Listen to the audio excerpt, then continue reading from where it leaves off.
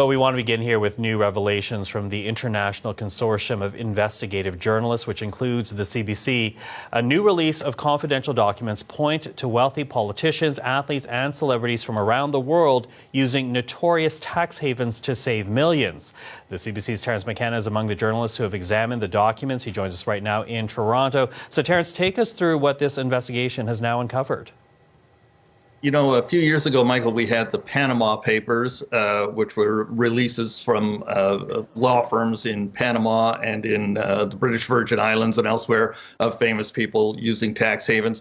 This is called the Panama Papers on steroids. They're calling it the Pandora Papers. It includes, I think, up to 35 now present and former world leaders who are hiding money in foreign jurisdictions. The presidents of Ukraine and a number of presidents and prime ministers, the prime minister of the Czech Republic, for example.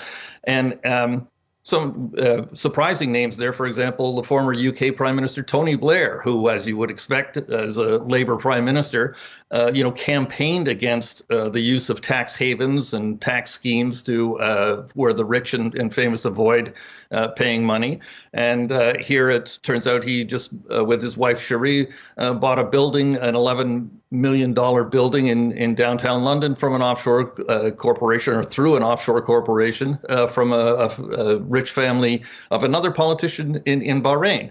So there's surprising names like that. Another one is King Abdullah of Jordan, who went to extraordinary lengths to hide money in offshore and property, especially in offshore jurisdictions.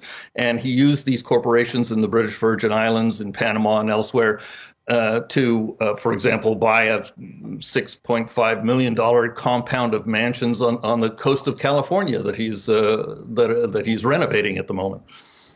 Now, there are also, Terence, the names of some Canadians involved in these documents. What can you tell us about that?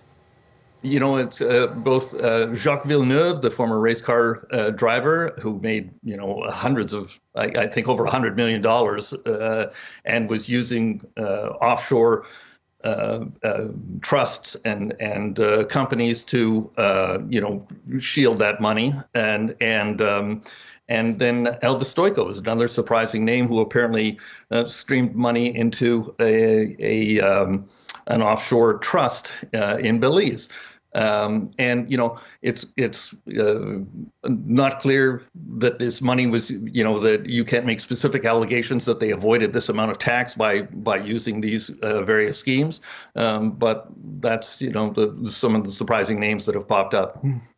Okay, Terence, thank you for that. Appreciate it. The CBC's Terence McKenna in Toronto.